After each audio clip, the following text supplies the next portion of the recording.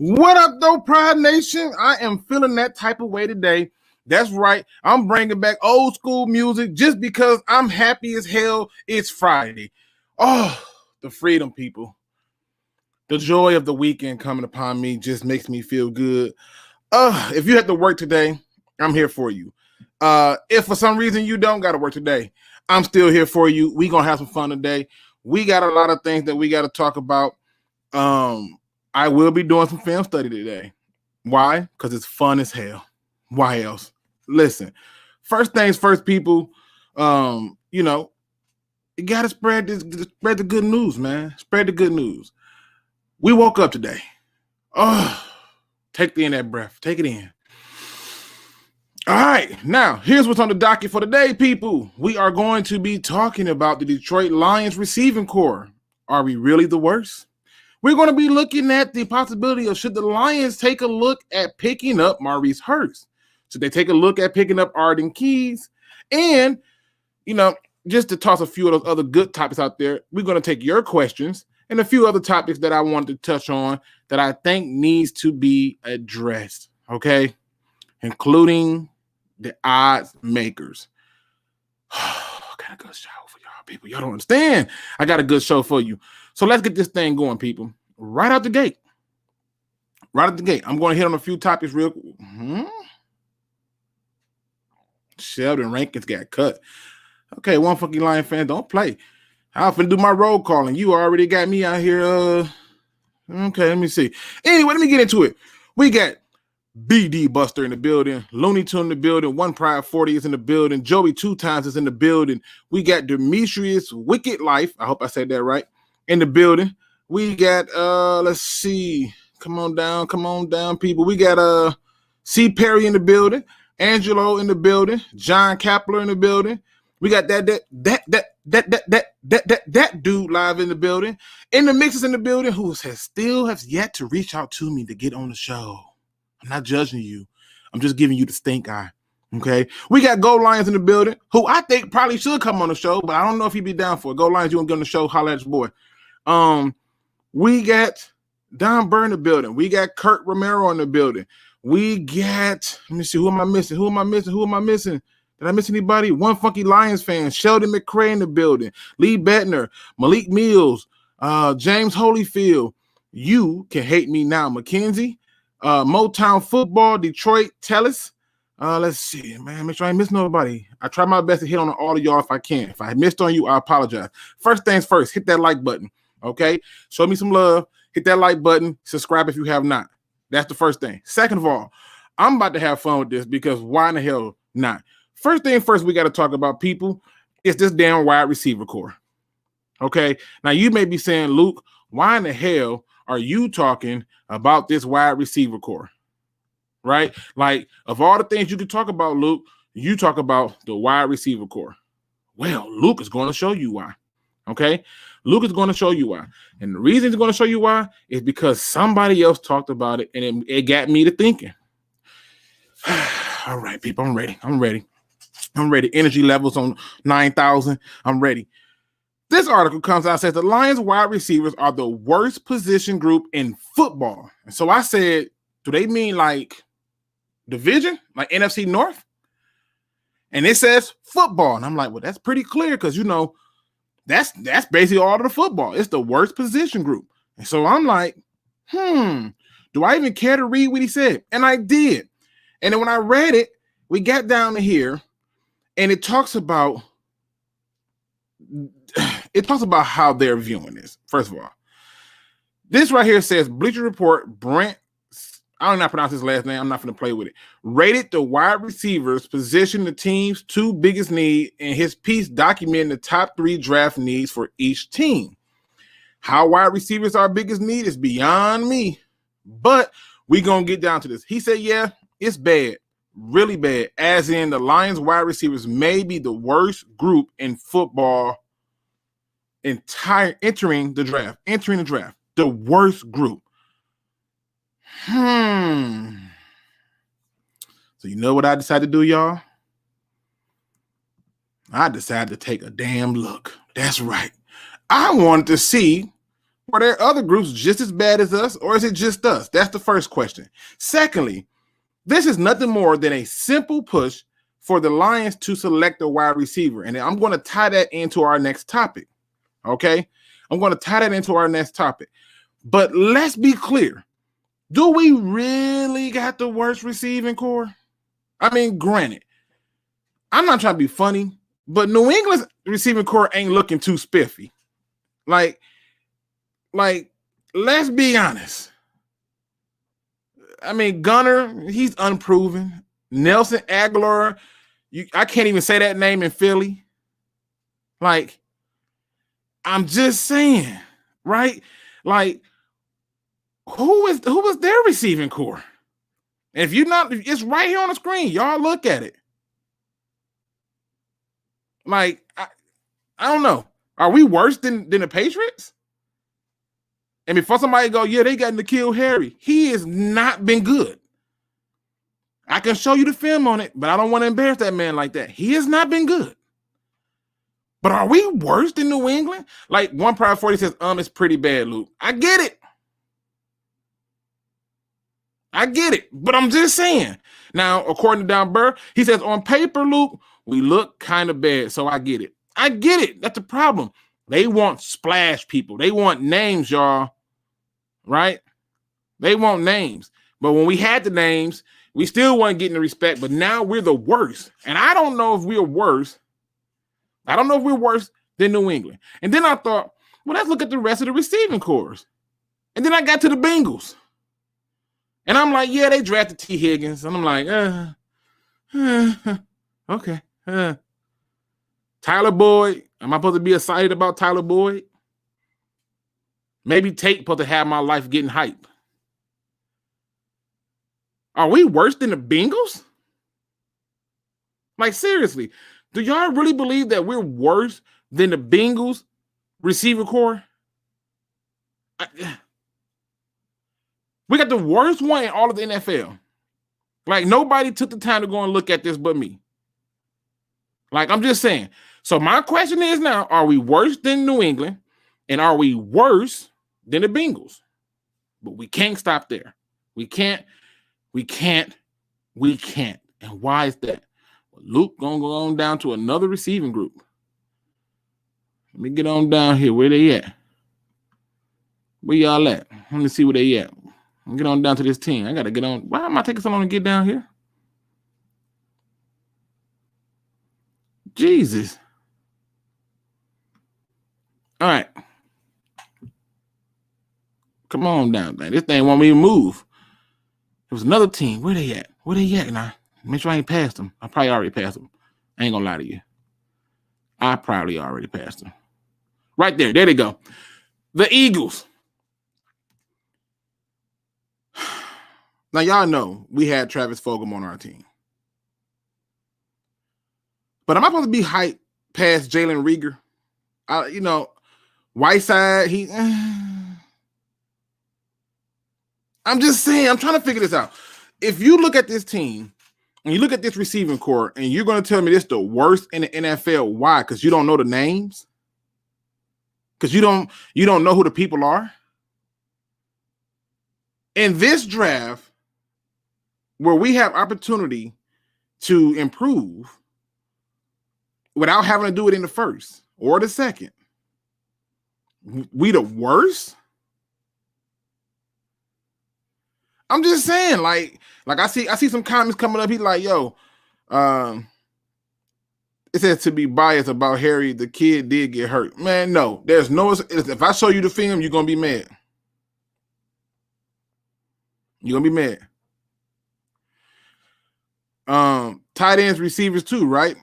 Bro, I forgot all about that. Listen, bro, that dude, I forgot to even include the tight end in the mix, bro. I swear I did. Because if you add the tight end into the mix, then you're right. It is an improvement in that regard too. And then the Eagles tight end room. But I just wanted to see the receiving cores. And the reason I did this is because this article alleges that we have the worst because they're the Bleacher Report.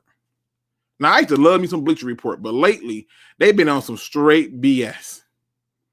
100% pushing it. Like, it just don't make no sense. 100% pushing it. And then I got into another article, right? Because I told you I'm going to tie this all together. I got into this article right here. And you may be saying, well, Luke, what is this article that you're talking about? Look at this right here. Odds say Lions will draft wide receiver or quarterback with their first pick. Now, if there's one thing I know about betting, and it's one thing I know about Vegas, they don't create odds to lose money.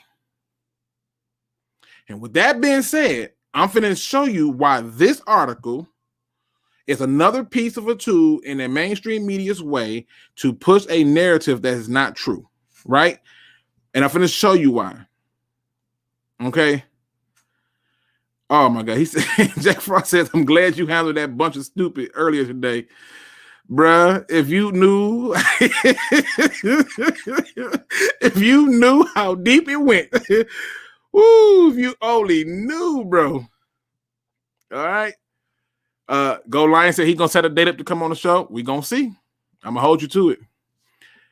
The odds say the Lions will draft a wide receiver or quarterback with their first pick. Now I want y'all to understand something. We're going to get right to the odds. The highest odds are on a receiver. And this is a very possible scenario. Like, I'm not being funny. But if you think about it, if you just think about it, why would they make this type of a bet? Right? Like, think about it. If it's so clear-cut that they're taking a wide receiver, why make this be part of the bet? And I suspect it's because they probably know that realistically, if you ain't paying attention, the Lions is going to probably trade out of that pick.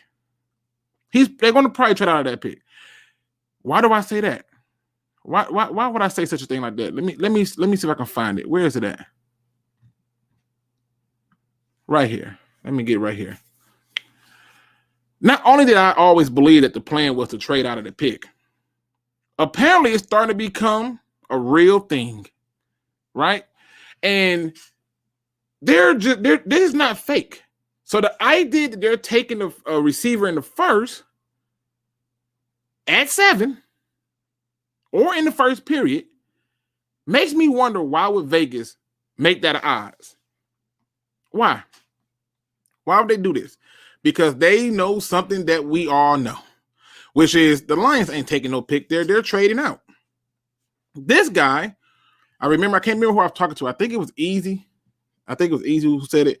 When I said that we got a trade partner in the Panthers, and he like, no, we don't. But according to this, we do. It says there are several teams that could be looking for a quarterback currently suited behind the Lions in the draft.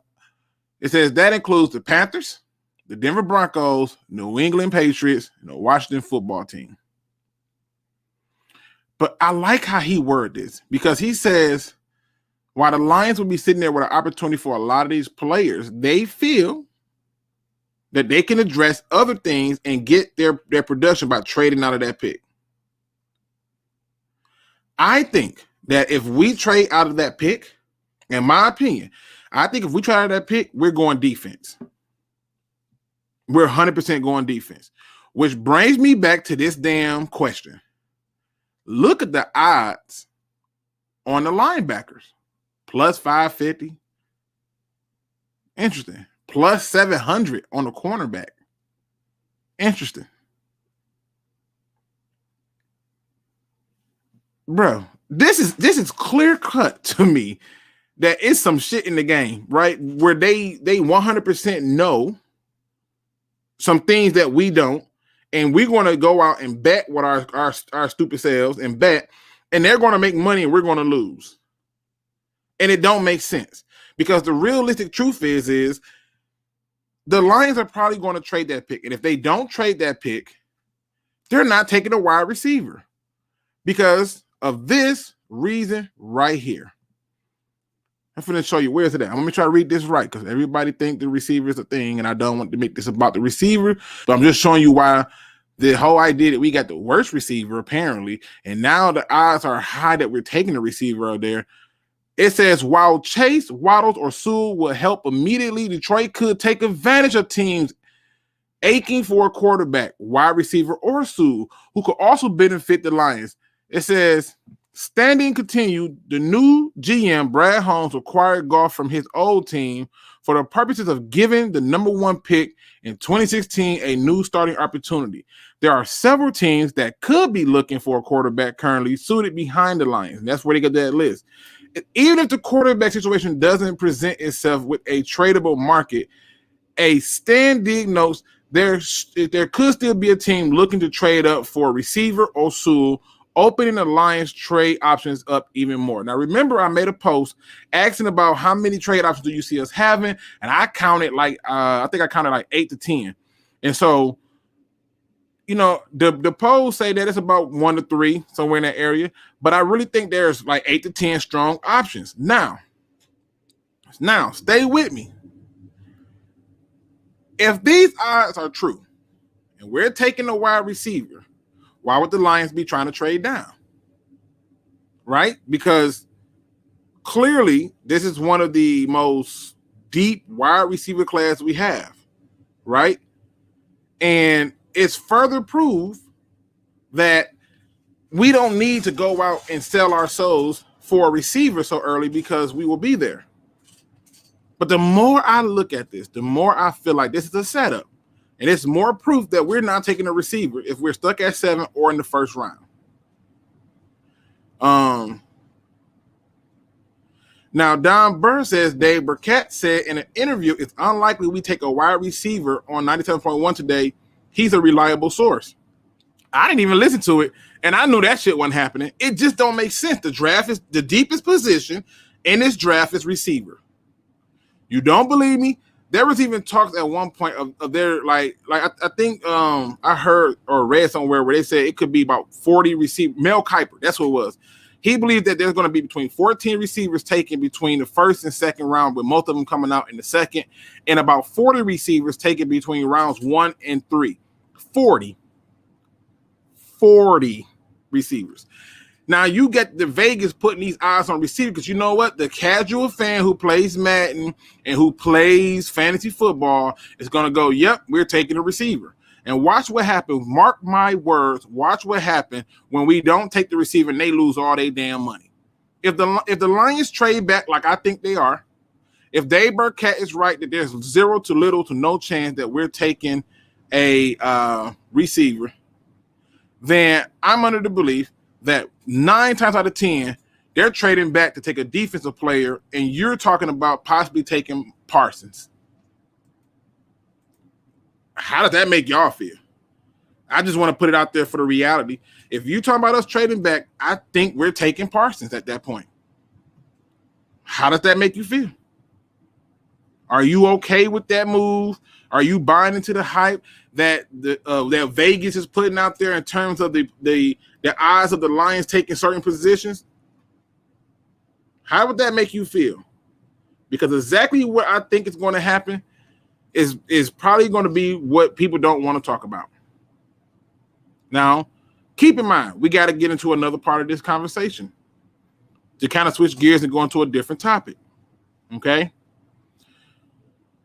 This man right here, Oregon prospect Penei Sewell, training at both left and right tackle ahead of the 2021 NFL draft. All right, watch this. Now, I had a beautiful conversation with a subscriber who basically said, you can't take a left tackle to move him to right tackle. And it wasn't just one subscriber, it was a few of them. You can't do this.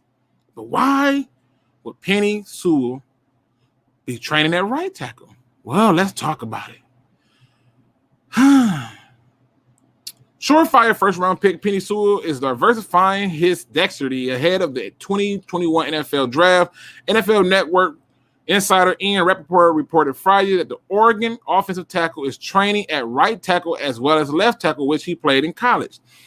It's not a stunner that a player of Sewell's caliber would expand his preparations, while offensive linemen are often discussed as interchangeable pieces, because the key word in there is interchangeable, because we can't do it. We can't do it. Right? We can't do that. They're interchangeable pieces, able to move anywhere along the line. It takes different footwork and skills to shift positions. Even opposite tackle spots can take practice to pick up. It's wise for Sewell to prep for all eventualities of his pro career and get ahead of any position switches that may come.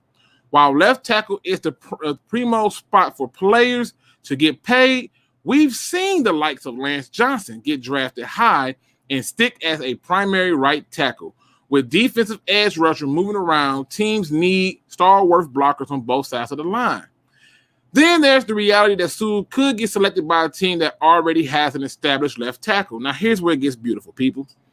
Here's where it gets beautiful. The Bengals at number 5 have Jonah Williams, a former first-rounder who they've spoken positively as their future at the left side. Riley Reiff was signed to play the right side, but if Sewell is the pick by the Bengals, one could kick inside. And I think that kick inside person they're talking about is Riley Reiff.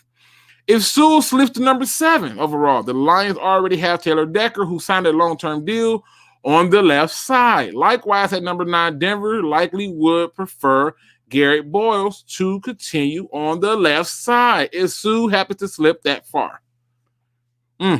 This is intriguing how people think. So then there's the chase. Then it's a case of Miami at 6.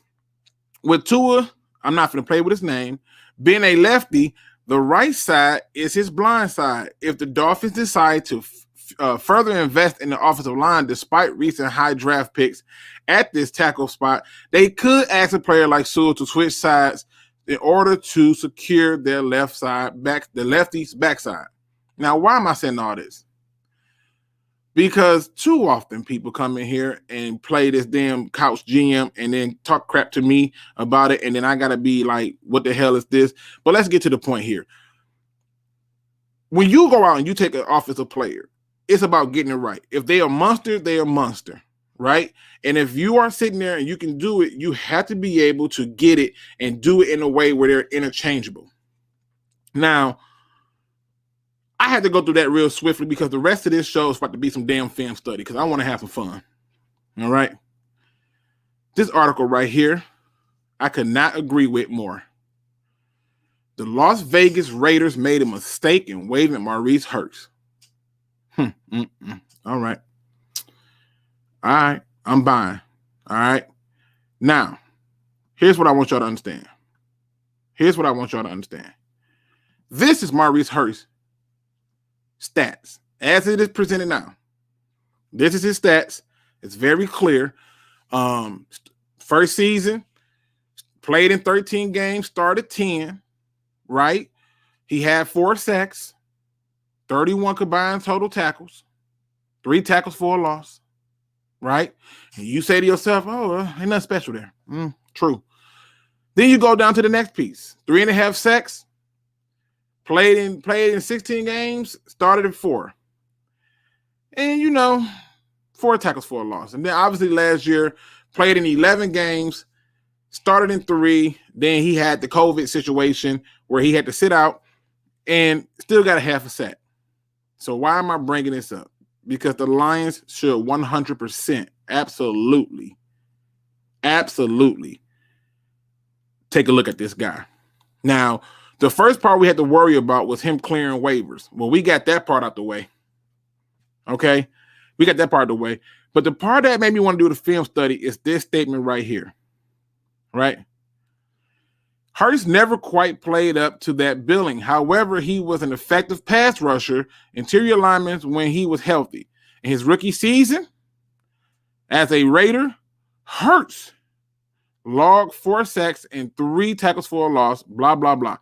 His playing time saw an increase in 2019, blah, blah, blah. But then we come down to here. The biggest knock on Hurst coming into 2020 was his inability to stop the run. Frequently pushed off the line of scrimmage as a run defender, Hurst showed a concerning lack of strength to take on double teams.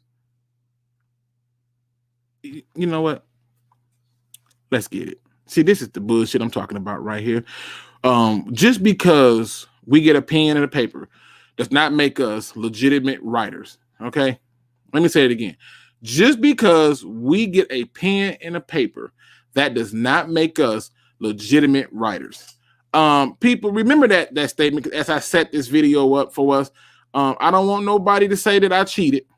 Okay, so I'm going to do my best to show this in its best form possible.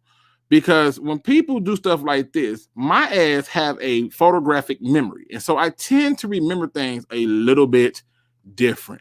Let me get us over to our video, okay? Because this is the kind of stuff that makes me want to puke, and it's not hard, okay?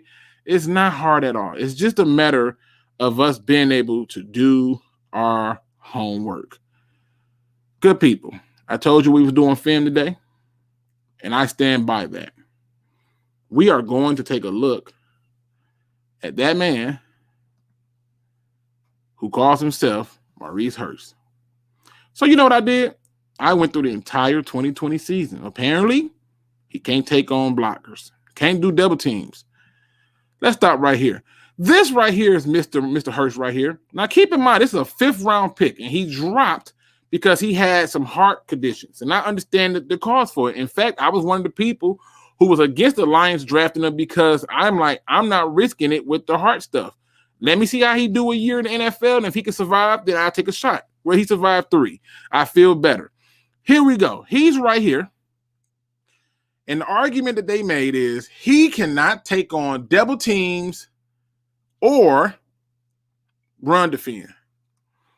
Okay. Well, that look like a damn run to me, right? That look like a run to me. Let's look at this a little bit slower. He right here. And the key part is he can't take on double teams and run defend. This is what they talk about. This is what they say. Here we go. So they go in motion. This is a run 100%. And the opportunity for them to take on blockers are there. And he destroys that blocker with good, beautiful pass rush moves. One of the things you're going to notice with him is he has a nice little arsenal of pass rush moves. Also, he don't quit too often on plays, right? You know me, I chew people out all day, 100%. All right? Here we go. Some of y'all probably missed that. Let me go back. I don't want nobody to miss nothing. In case you were wondering, he right here. They say that he don't take on double teams. He don't play the run. This is what the argument is. This is what they said in the article. This is why he sucked. Well, look at them. Barry dude went on and got to the runner. No quit. This all from 2020. All from 2020. All right. Now, as we look at this, and you see my man's right here, he gonna get tripped up, but it's the amount of power that he just takes this dude with him. Okay. Look at this. Look at this. Dude trying to get across his face. I don't think so. He just bodies him, put him on top of his dude. Dude pulls him down. Running back somehow gets out and gets free. He looks and sees and jumps up immediately. Oh, let me go get this. Y'all can't get him down, but I can. They say that's all he was a pass rusher. This is the kind of stuff that blows my mind. Okay? So, here we are again. My man's right here. Here he is. Look at this man, boy looking. He can't take double teams. Somebody gonna say, well, he got put up to play. Okay. I want you to watch the blockers and which way they're blocking and pay attention to them. All right. As they are blocking, they go to double team this man. The running back got to make a decision. And if the running back has to make a decision, the first thing he has to do is see where the blockers are. Now, if the ball gets snapped, you're going to see Hurst do what you're supposed to do with a double team, which is draw them into you while not giving up your position. Because they say he get blew off the ball all the time. Now, right here, there are two guys on him. This one is already looking to go up top here, but he's got his work cut out. The running back sees this lane here and says, I can win one-on-one with this dude. So he cut it back, which is probably a mistake on his part. He should have kept working this way. But because this dude presses this pocket in, the running back who say, oh, okay, I know I got a back lane, it gets pushed in because he defeated the double team. Now he got to go and change his direction. And since he's getting pushed by, he decides, well, I'm going to let him get pushed by and I'm going to cut it up in here. But guess what? My man's is saying, nope, I'm getting back in this. All right? Now, stay with me, people. Stay with me on this. As we sit here and we look at this play right here, another example with Mr. Hurst that they're claiming get blew off the ball on run. They're claiming, where's the blow off the ball at? Where's it at? Where's this blow off the ball stuff at that they're talking about? Maurice Hurst needs to be in the Detroit Lions game plan. And I'm going to tell you why. He's not just a D tackle. He can D tackle, 3-tech. He can nose tackle. You can put him at DN. I'm almost convinced you can stand his ass up. That's how convinced I am of what I've seen on the film. Okay? They say he gonna get blew off the ball, all this other crap, la, la, la, la, la. I don't see none of that in the film. None of it. The film don't support that. All right? Now, the only thing I'm trying to figure out is the article that he was cut, even though they said it's a mistake, he was cut because he couldn't play the defense. And I hate to say this, but John Gruden going to probably be fired after this season. If they don't make it to the AFC Championship game, he's probably in trouble. And I'm being honest about it. Because when you watch, boy, Jesus. Did y'all see how fast he did that? The move he employed on that? I mean, I'm just saying. Y'all see how quick he did that? The Detroit Lions need this guy. They need this guy big time. Because if you got a guy like this, with this type of athletic ability, with this kind of speed, this arsenal of pass rush and things like that, you got to step up in it. I had to show y'all this film because I'm like, I don't want nobody to be putting no false narratives out there. So, at the end of the day, look at this. Pass rush moves, we got that on lock. The change of direction. I mean, man, relentless. Now, I read that article. I went and read another Raiders article that said that this was probably the best move they ever made. Because, you know, he can't get off of defenses. As this film is being played, I want y'all to understand two things. One, picture him and Michael Brockers on the field with Trey Flowers, and Romeo Core. Picture this. Picture all this glory, number 73 right here on your team. Because he can't play the run. This is garbage. The first D tackle couldn't bring him down, but he could. Now, I want y'all to pay attention to one more play. I'm going to jump it ahead. Because today got to be a short show for me because I got things to do. Got stuff to do, people. Sorry. Was this it? Okay. There was a few plays where he did get double teamed, and it was few far in between, but it was a few plays, and he didn't do it. He didn't.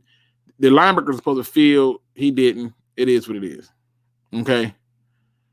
When it comes to this team, people, I'm looking for this kind of player. This is what he means by kneecap biting players, people who want to get it done. Look at these blocks they're trying to do right here. Look at this. This is still the run. He just say, nope, I'm going to spin back in here, and let me get that. Let me get that. People, do y'all understand the importance of adding a player like this to our Alliance defense, the level of energy that it would bring to add a player like this to our Alliance defense, which brings me to the opposite side of it. The Detroit Lions should not touch Arden Key. They just shouldn't. I watched his film and I said to myself, what does he do better than Julian Okoye? What does he do better than Austin Bryant? What does he do better than Romeo Okoye? Arden Keys is not a guy we can use. He's not somebody that you get excited about. He's not somebody that you look at and say you should be bringing into this team. That's not Arden Keys. That's not the guy I want. Wait a minute, hold on, let me go back. Did I just read that? Someone who knows football, tell me who has a higher ceiling than Trey Lance. Oh, we doing that? Okay. Okay. Okay. Are we serious? Austin, are you saying that we should take? Are you saying that we should take Trey Lance? Is that what you're saying? Did I miss something? I'm just trying to figure out, make sure I ain't missed nothing. Is Austin saying we're supposed to take Trey Lance? Because I'm trying to figure out how and why. Why are we still doing this quarterback thing? If you're telling me that we're supposed to be taking Trey Lance, then I'm about to. Sadly, I'm not. You're probably not gonna like me after this. I'm finna show you something. I'm finna show you a little something. I just need to make sure I'm not going crazy. Take Trey Lance if he's there. Oh, we doing it? Okay, let's do it then. I wasn't ready for it, but I'm okay. Austin, do you believe that I know football? Because if that's the point, I don't want you to, I don't want you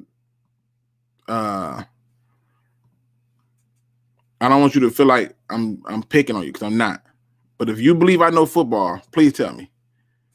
Because what I'm about to show you blew my damn mind. And I wasn't ready for it. Okay?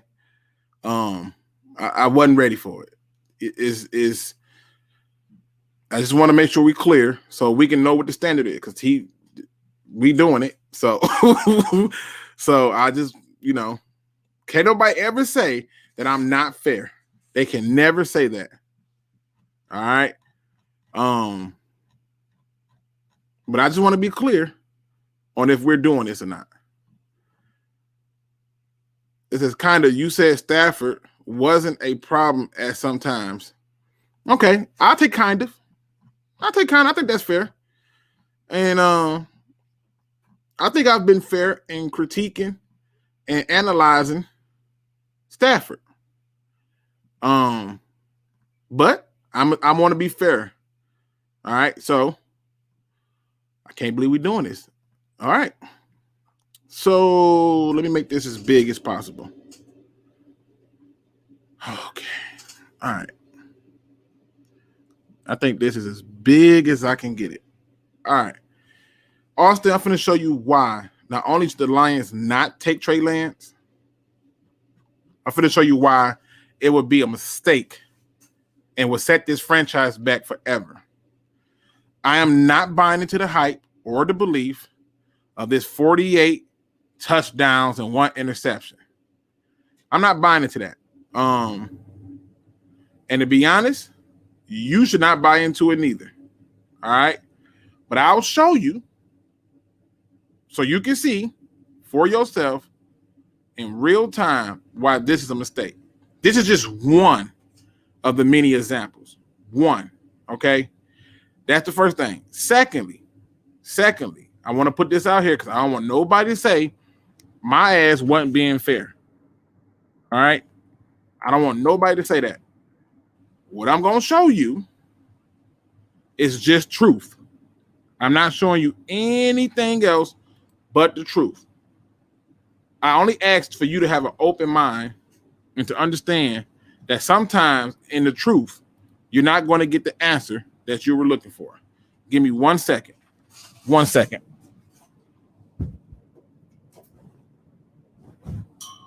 Yep, give me 1 minute. 1 minute, people. I gotta plug my computer up. All right. My bad. I got to plug the computer up. All right. Jesus, I got to do this today. All right, we're going for it. Fuck it. Why not? It's Friday. Y'all questions coming in next. Austin talks about 48 touchdowns and 1 interception. This is what Austin talks about. All right.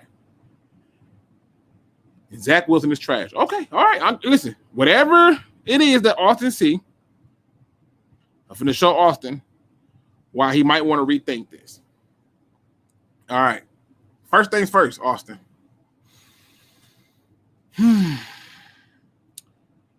Trey Lance. This is his stats. It's not me making it up. North Dakota State, in case y'all think I'm playing. Trey Lance, North Dakota. They are my source. I'm not making this up. I'm not trying to cheat the system. All right. Trey Lance.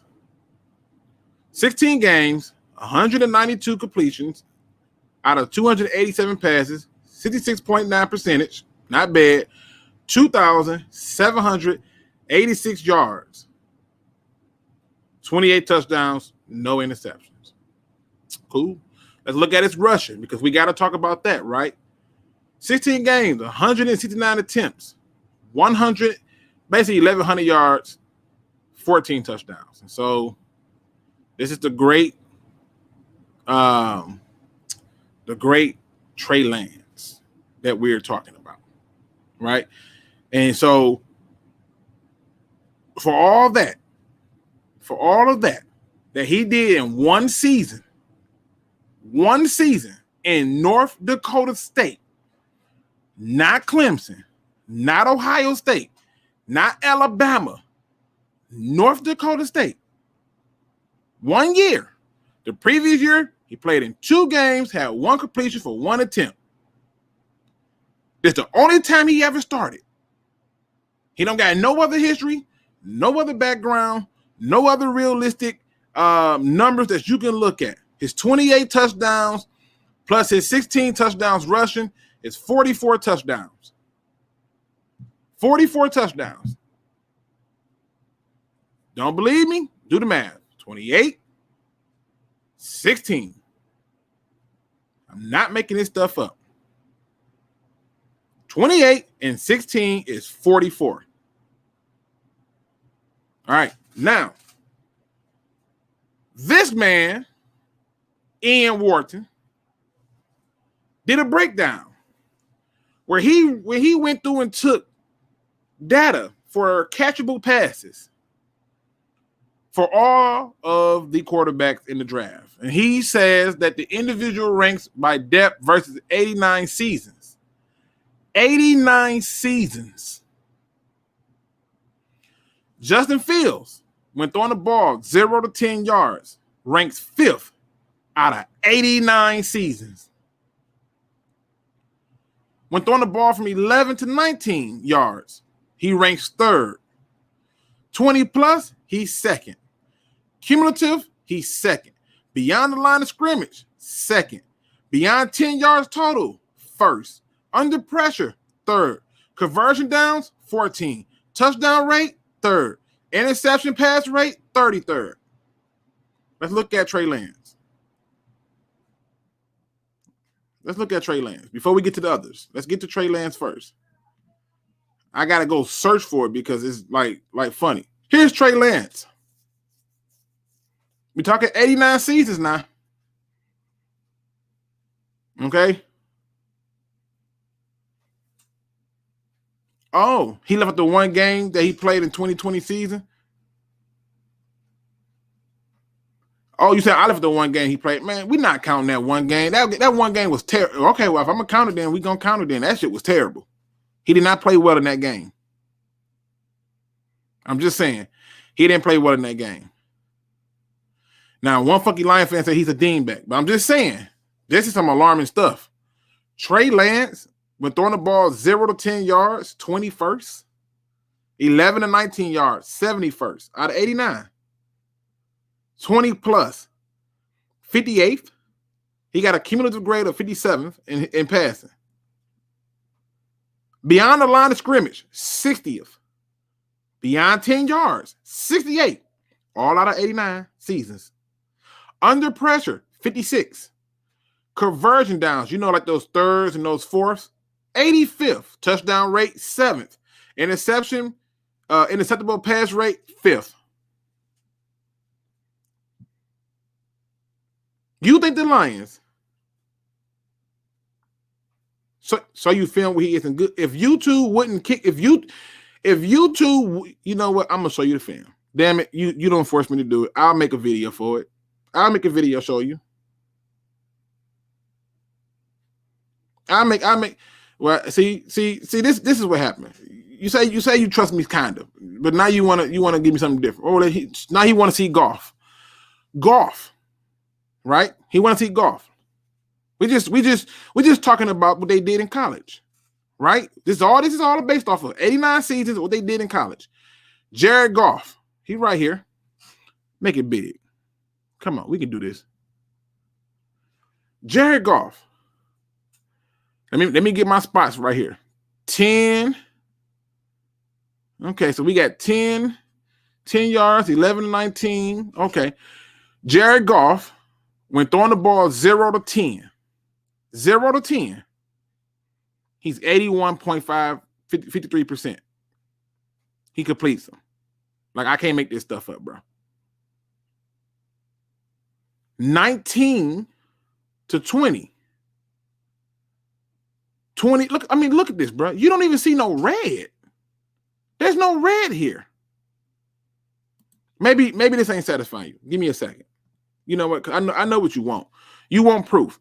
Because this is what happens. Lion fans go nuts over nothing. We don't need a damn quarterback. We don't need one. But this is what we want. We want a quarterback. Give me a second. I'm finna adjust it. So that way, we can nip this in the butt. Because his argument is to show him what these other people did. See, I ain't got to talk about Stafford. Stafford ain't here no more. We done with that bullshit. I ain't got to talk about him. We can just go ahead and talk about the guy we got now. Right? I was gonna say this for another day, but fuck it. We here. We doing it. Let's do it. So this is to my fan base who for some reason cannot get it through their thick skulls that the Detroit Lions should not, will not, and cannot take a damn quarterback, let alone a Trey Lance. A Trey Lance. And yes, the Browns did release Sheldon Rankins. Now, got that part of the way. All right. We need a quarterback. Goff can't win here. Okay. And Trey Lance can? This the stuff I deal with. Okay. I'm doing it. I'm setting it up. Can't believe I got to go through this, but I'm setting it up. Jesus, what is wrong with people? Seriously. What is wrong with people? They come up with this stuff, and I don't even think they think about it before they do it. They just do it. They just say it, and that's all that matters. Let me just say it, and it's gonna make sense. All right. Here we go. Let me get back into it, because we got to talk about it. We need a quarterback. He can't win here. The NFL next gen stats, not Pro Football Focus. I don't trust them. Every game Jared Goff had has been logged in the chart, showing you where his passes is at, which is ironic because these same type of passes match up to how his production was in college. But we're going to do it. Let's go ahead and take a look at, I don't know. This is the divisional playoff game because, divisional playoff game, I don't even want to go that far. Let's go down to the whole 2020 season. Let's start there. All right. All right, people. We here. We doing it. We doing it because they asked for it. All right. So here we are. When throwing to the left, y'all see the gauge over here. This for you, Austin, because you asked me to do it. From 20 to 50. That man passer rate is 110.1. He can't throw the deep ball. He could through the left. Okay. All right, cool. Look at this stuff underneath. Look at these numbers underneath. You want to go out and take a guy who had one season of college football, draft him 7th overall to sit for 3 years because you believe he's going to be good.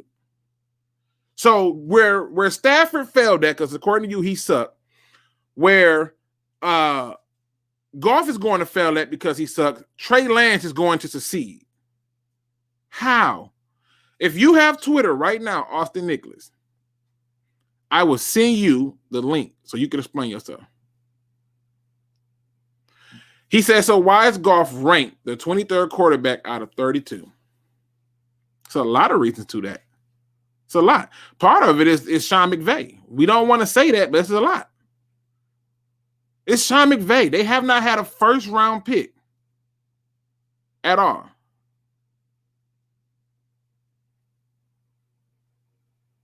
All right? Now, all I'm trying to point out to you is this. He will only sit for 2 years.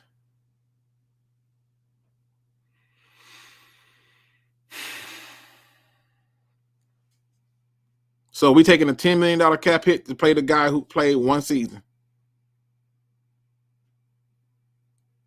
Y'all, this is what I'm talking about. This is what I'm talking about right here. I hate to say this, but this is what I'm talking about right here.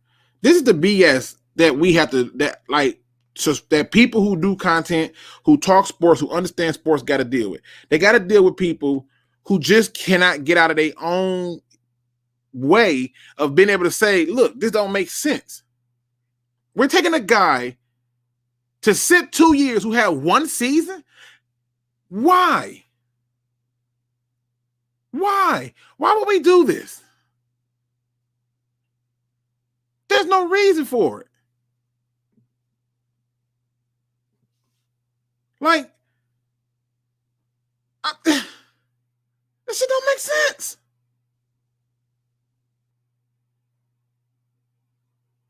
Lion King says, if Goff is so good, why did the Rams let him go? Makes no sense to me. Why did the Colts let Peyton Manning go? Because they didn't trust his neck injury? Okay. Why did the Chargers let Drew Brees go? How far you want to go down the rabbit hole? How far you want to do that? Seriously. He got moved because his head coach said that he was the problem and not him. Well, we're going to find out. I think part of the problem was the head coach. I think Sean McVay had some issues that I think that pander off into it from what I can see.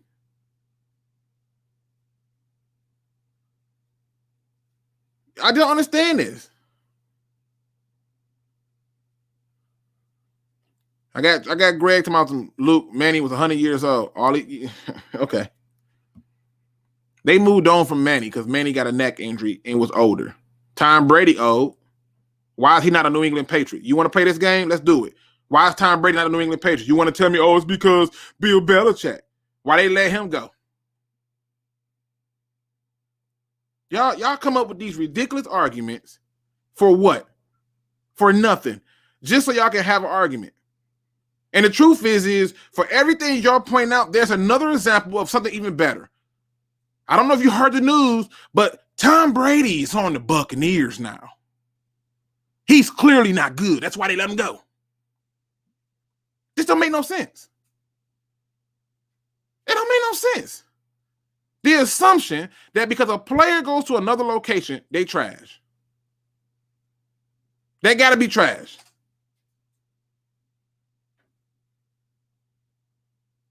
This don't make no sense, people.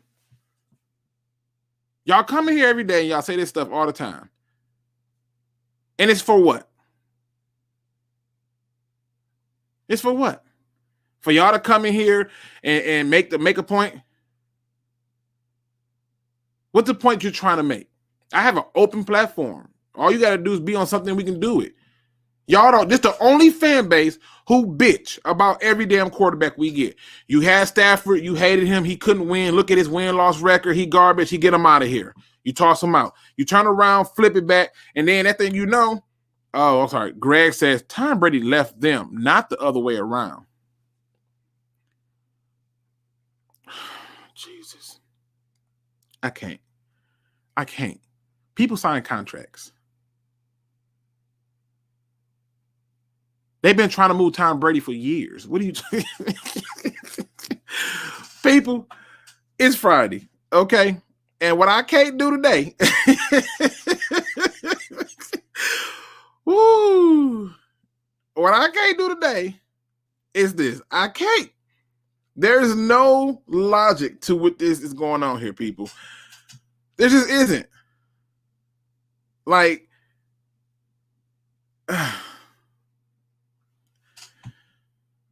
can the man take a damn snap? Can the quarterback take a snap? Can we stop with this?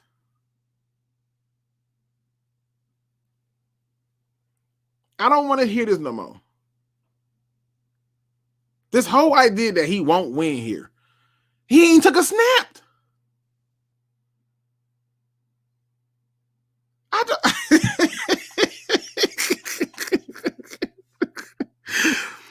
I mean, Deshaun Watson wants to be traded out of Houston because he put on a Hall of Fame season and they went 4-12.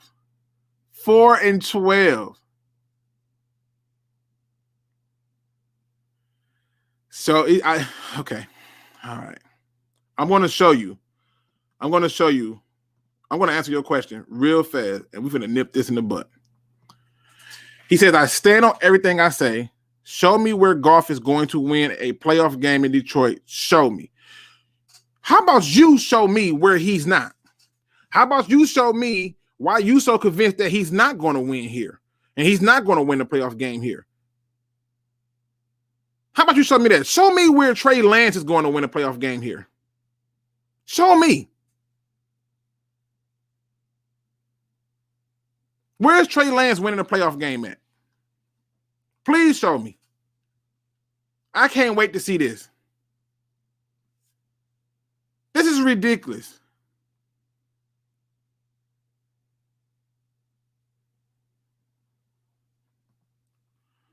Lion King, you use Brady as an example, so look what he did going to Tampa Bay. Winston did nothing. But they supposed to be nothing. Brady had the same team. Brady didn't have the same team. Don't lie like that. Lion King, don't lie like that. Brady didn't have the same team. Luke, get me on. I want to speak. Hit me, William Burks. Send me a DM in Twitter, and I'll get you on right now. Lion King, I love me some Lions, but I'm also a Buccaneers fan, and I'm also a Seahawks fan. And I'm telling you that Tom Brady did not take over the same team that Jameis Winston played on. That's just not true. 100% not true. There was a number of players who was not there during Jameis Winston's tenure. We're not even going to do that. That's just not the true statement at all. So, I mean, but Jesus, we got to talk about the quarterback. Example of how Goff is going to win with much less in Detroit. Explain it.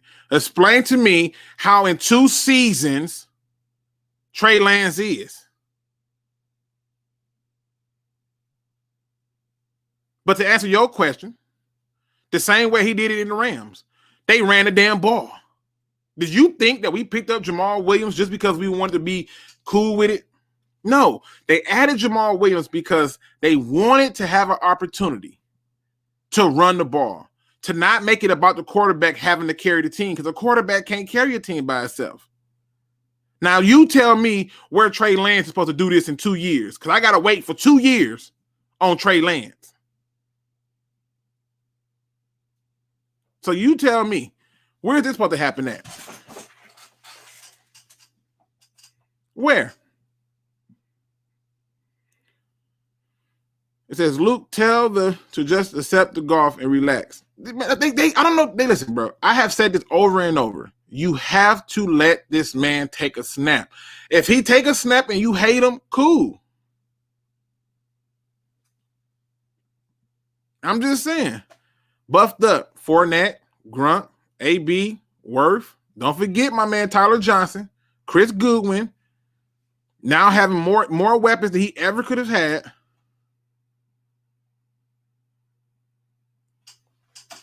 Lord Jesus. Neither one will win here. Fields or Lance or Goff. We are not better than Chicago, Minnesota, or Green Bay. Lion King, listen, I ain't gonna argue with your statement on that. But to sit there and act as if though the answer is Trey Lance. Follow me back for DM. Okay. What you on, IG? Or you on Twitter, William Birch? If you on IG or let me see. No, he not trolling, bro. He's serious. I'm almost sure that he's serious. Let me see. I gotta find your message so I'm gonna get you on. I'm serious. I'll bring on anybody. You get your message to me, I bring you on. Let's have some fun, talk to sports. The bottom line is we have to be able to be honest about our stuff. And right now we're not doing it. Twitter. Okay. Let me follow you. We got to be honest about our stuff, people. The Lions don't need a quarterback. There's a reason why Vegas has those odds up. We don't need a quarterback. They know we're not taking it. Right? And so they like, hey, if that happens and we do got to pay out, it's only a few people. So I just don't understand it. William Birch, I'm seriously trying to find you on Twitter. I know you posted something with your name on there, but I gotta find it again. Hold on. This is about being able to talk about sports, and that's why I don't mind it. He can have the view that he have. I'm cool with it. It's just not realistic. It's just not realistic. William Birch, can you do me a favor and put what your Twitter name is again? Because I can't. Oh, there you go. Thank you, sir. I can't understand the logic that our fan base has, and I really do wish that we took the time to just be 100% about what's going on here. We can't get it all in 1 year. We was never going to get it all in 1 year. Never. And the reason we was never going to get it all in 1 year is because 9 times out of 10, the team has to do some work.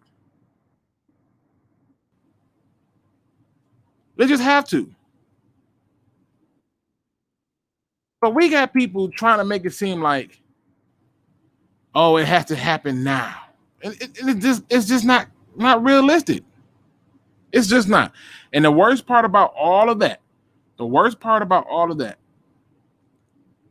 is we're going to sit up there and say you don't even exist. Is that supposed to be 2 N's or an M? I typed that in. They said you don't even exist. William Birch. If you do, post a message on my Twitter on one of them comments, because it's saying that the name that you put don't exist. I'm not sure why I say that. All right. I think that the Lions fan base need to take a second to just think and ask themselves, what really makes a difference? What's going to be the common denominator in all of this? If we did that, if we truly did that. Oh, I found you, William Birch. Here we go. Here we go. I just sent you the link. All that I ask is when you join, you put your name in as it says on YouTube. That's all I ask. All right. Link has been sent to you, sir. Again, I'm just here so I don't get fined.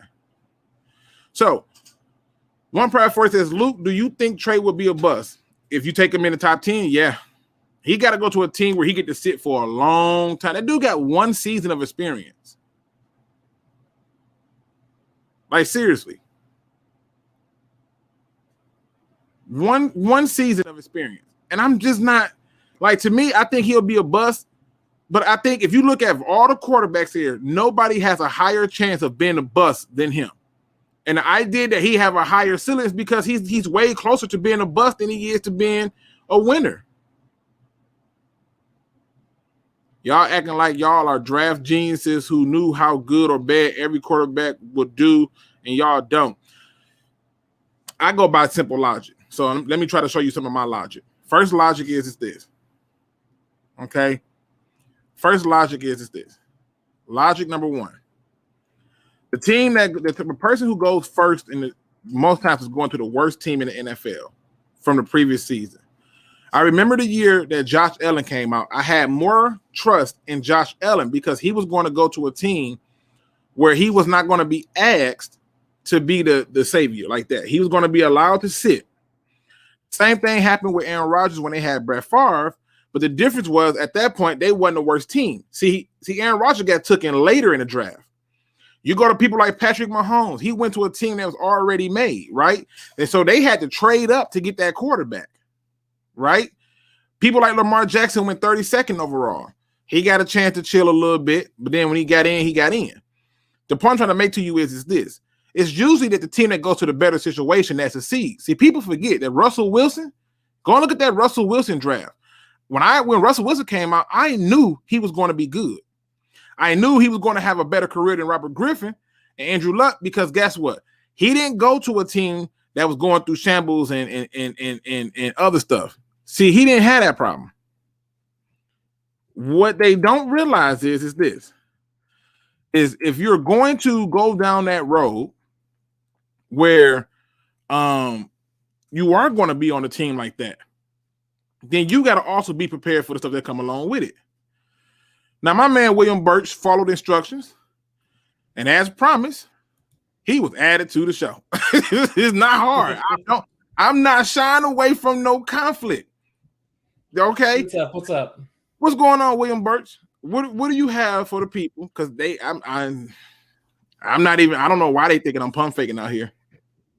What do you have? You're absolutely right, bro. Like one of the best things you can do for your organization is to get it built from the ground up. Like, there's no reason to be drafting Trey Lance right now. Like, the only one I personally would get is Fields because I am abnormally high on him than everybody else, it seems like. Like, I would personally take him over Lawrence. Like, not the Jags, mind you, because the Jags need someone with the high enough floor. But, like, that's my personal opinion. But why draft Lance and put yourself behind schedule when if Goff doesn't work out this year, well, now we have a better team for whoever we get next year.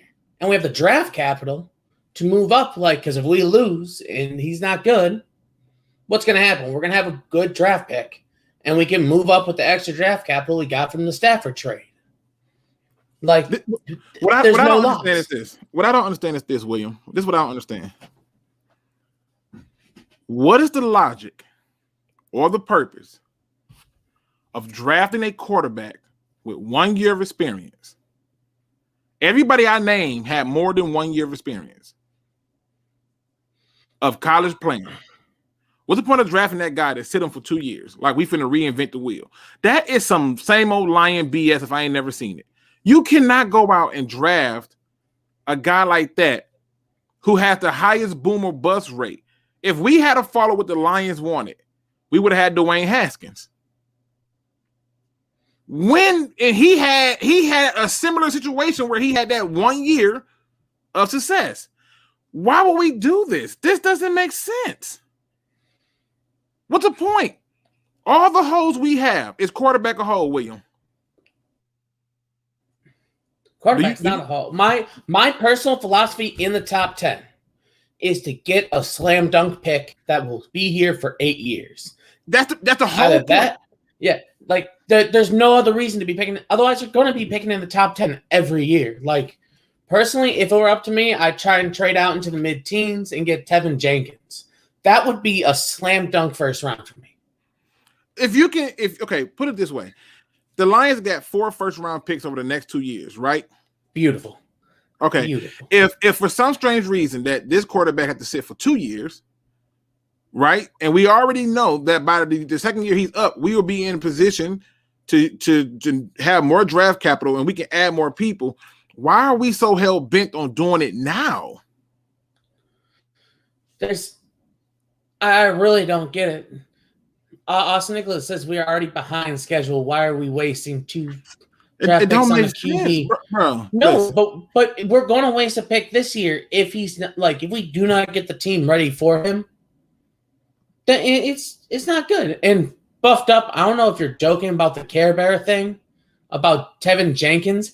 That actually hurts to see.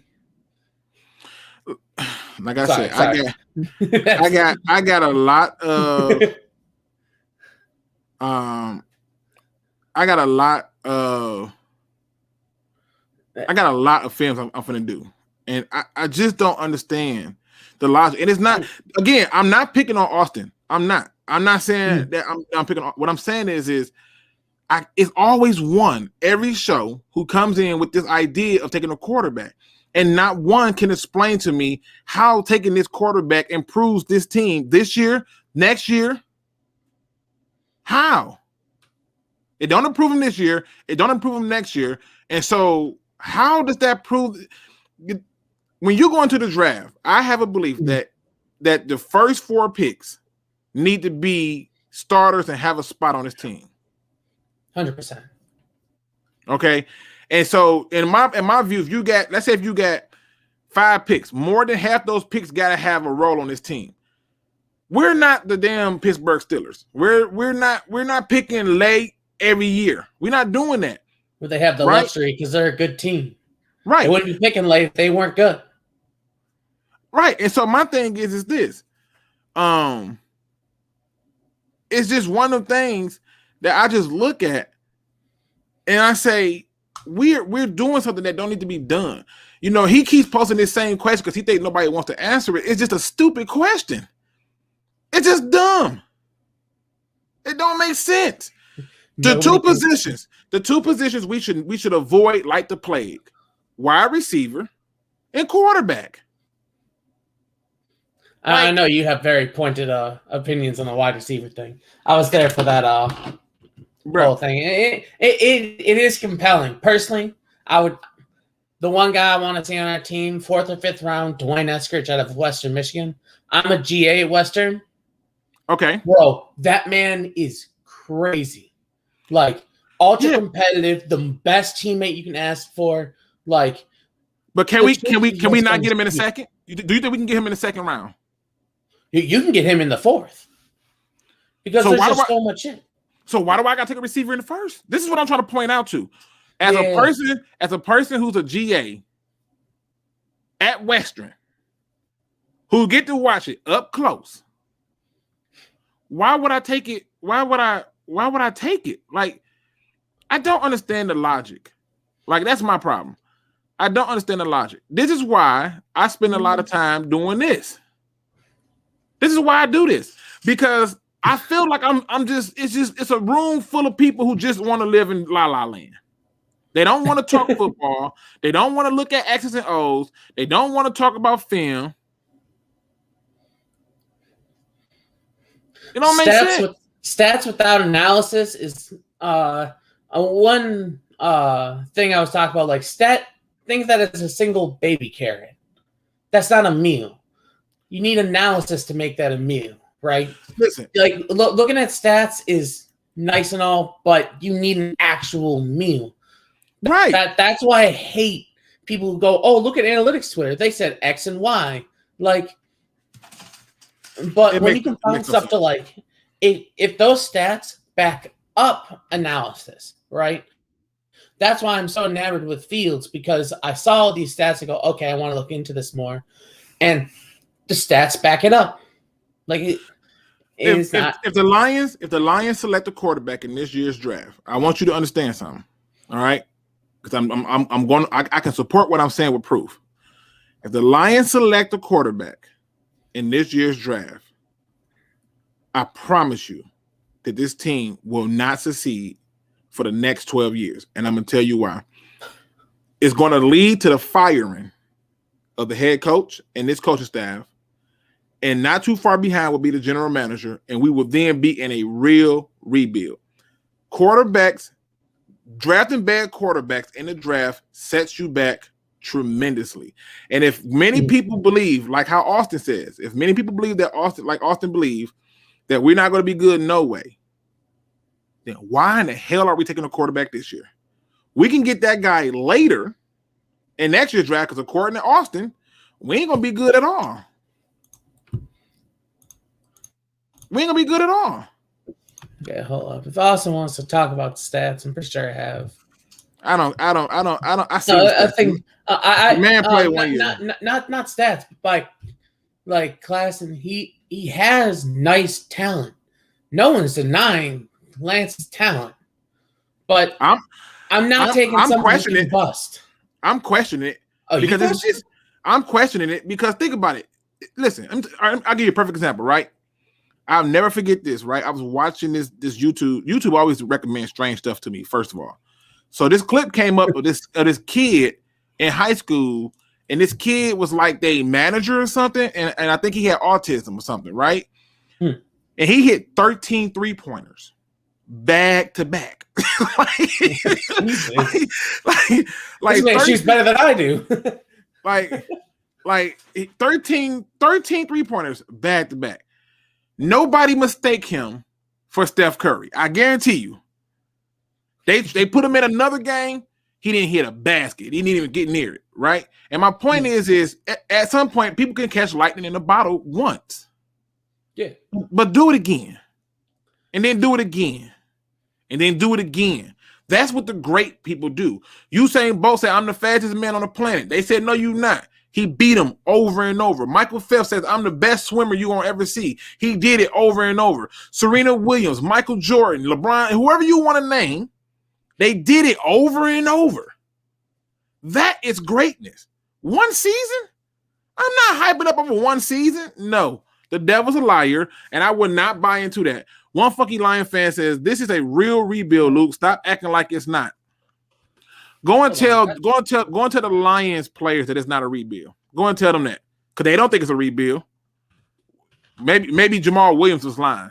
Go and tell the Lions staff that this is not a rebuild. You tell them that. This ain't no rebuild. Let's see. Like, come on. Let's listen. At this point, y'all give me y'all questions. William, first of all, thank you for joining because you followed the instructions and you got on. It was simple. It was simple. But let me ask you this, because now you see I had to put the picture up there for the people to see. How do you know that it says, how do you know there could be a quarterback that has one amazing season that you will fall in love with? Carson Wentz, everyone's still enamored with him for the one good season he had in the NFL. One season, bro. He had one good season out of everything. Like, legitimately. Like, he did a lot of good stuff in college, but then one season in the NFL. And people are still saying, well, why did Jalen Hurts take over for him? There's a good reason for that. I will 100% rather we go Michael Parsons than take a quarterback. I swear at 7. Like that's how because you got to understand, you have to be able to fill holes. I just did a whole short film study on Maurice Hurst because I think he can add something to this team and it fills a need. Right? But is he on the market? Yeah, Maurice Hurst is on the market. Sheldon Rankins is on the market. And I would take Maurice Hurst over Sheldon Rankins, which I'm happy Sheldon Rankins is not on the market because that lowers the price of Maurice Hurst. So if I can get Maurice Hurst at a cheaper price, I would take him. You can get Maurice Hurst for probably 2-3 years for $5 million. At best. A year. Like, that would be amazing. Jack Frost says, shout out to Big Will Birch for coming on the show. Salute. I'm just saying, I've never shied away from it. All you got to do is send it there and we in the building. Yeah, Sheldon Rankins, Sheldon Richardson got released. What I say, Rankins? Shit. What team is he on? He was on the Browns. Y'all got to excuse me. This whole quarterback talk gets on my nerves, man. Quarterback is that hole though, right? Okay, let me go through this really quick. William Birch, you stop me. William Birch, stop me when I say something stupid. I'm giving you permission to tell me. Blow the whistle, throw the flag on the play, right? Stop me when I say something stupid. Quarterback is a need. How is quarterback a need when you have a quarterback replacement in Jared Goff, who you traded for?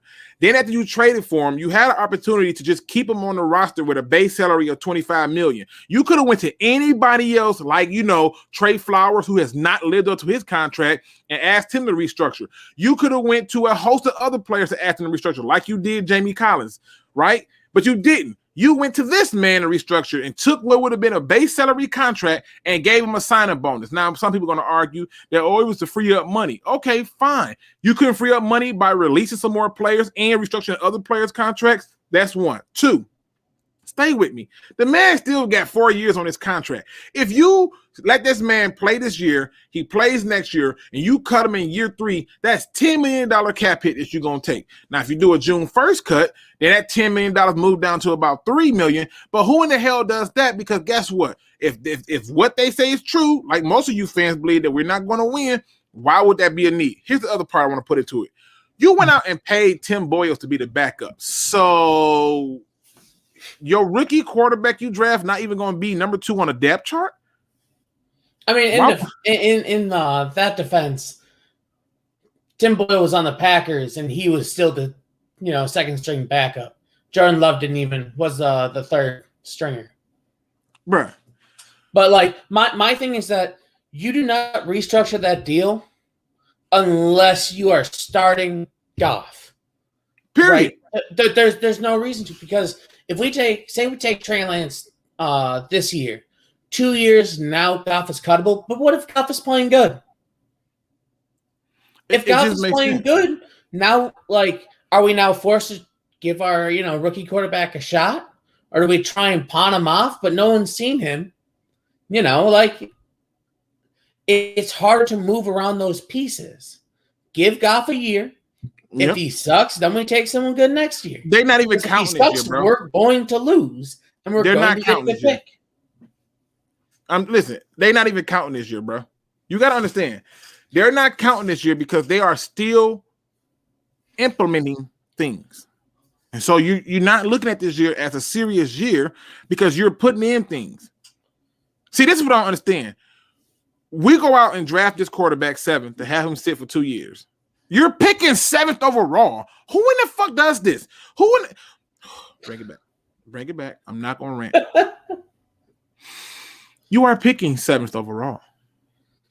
Can you name me the last team? Right. Can you name me the last team?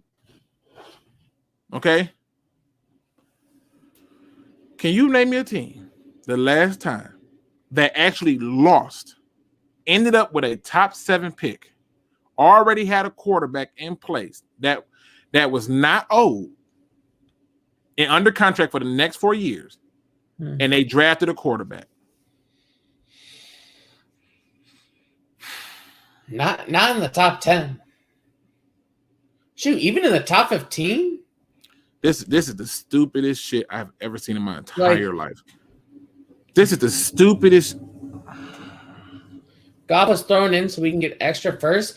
I take those extra firsts all day if it also gives us the flexibility to not take QB this year. It gives us so much flexibility. We are now not pinned down. The other teams don't know what we're doing, right? So now we're not forced to move up to Atlanta if they're not taking, say we were taking a quarterback, had we not restructured the Goff deal, we would have moved up to 3 before the 49ers could have had the chance. Now, I'm finna do you one better. I'm finna do you one better, and I'm finna end this whole conversation. I'm finna do you one better. If Goff was just an add-in, like everybody with these simple ass minds want to think, if he was just an add-in, right? And this is the whole case, he was nothing more than an add-in for those first blah blah blah blah blah whatever.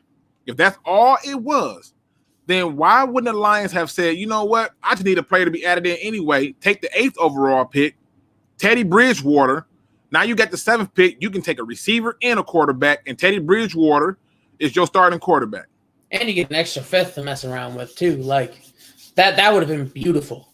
But I'm just saying the amount of flexibility we have, say Goff is an above average quarterback next year because we take a right tackle in the 1st and we take a guard in the 3rd, unless Vaitai kicks into right guard, which if he does, we might have a monstrous line this year, especially in run blocking. It just boils down to logic. That's all it is, William. It just boils down to logic. You have to be able to, at some point in time, see the logic in what the Lions are doing. And because most Lion fans don't like the logic, they don't want to hear it. At the end of the day, you have to be able to see what they're doing. The Lions are trying to win this year, and they're trying to do it at a cost that doesn't kill the team. That's one. Two, bringing Jared Goff in was a better option. They didn't just go, oh, give me Jared Goff too, and then no. That was the part of the deal. No, we want this, and Jared Goff. It wasn't like they just called him up and was like, I give you that, give me the first and the third and the fifth. And then they was like, okay, but you got to take Jared Goff. We don't want to. That ain't happen. They couldn't have taken Stafford if they did not give up Goff. They physically didn't have the cap room. Like, there was no way around that. When people say the extra first was because we got Goff, I really don't think so. It had nothing to do with it. I think it's because those 2 first-round picks aren't this year. Right, and they don't care. They don't care about those first-round picks because the Rams' attitude to it is we're going to win. So y'all first-round picks ain't going to be low any damn way. They're looking at it like we're going to win. But our fan base want more. And it don't make sense. It don't. Lion King says, if you put Kyler Murray on this team, will we win this season? Yes or no? No. Nope. Because one player doesn't win you games. You need a team. It don't. Right. Like, this is one of those sports where, like, you need all 11 people to be on their game every single play. If one person messes up, like, it is truly the weakest chain in that link. You have to do your damnedest with scheming to hide him from, put him in a shelter. If he's a slow corner, make sure he's off and make sure he has good leverage and never has a safety over top. Like, you have to do what you need to do to make sure you have as little weak links as possible. And one good link is going to fix the other 8 that are broken. Now, Benjamin Foe says, we projected to win 5 games next year. Why would you build around a 5-win quarterback? William, now you listen to me. Have I not said that the number one biggest mistake the Lions can make is to attempt to build around the quarterback? They need to just build the team.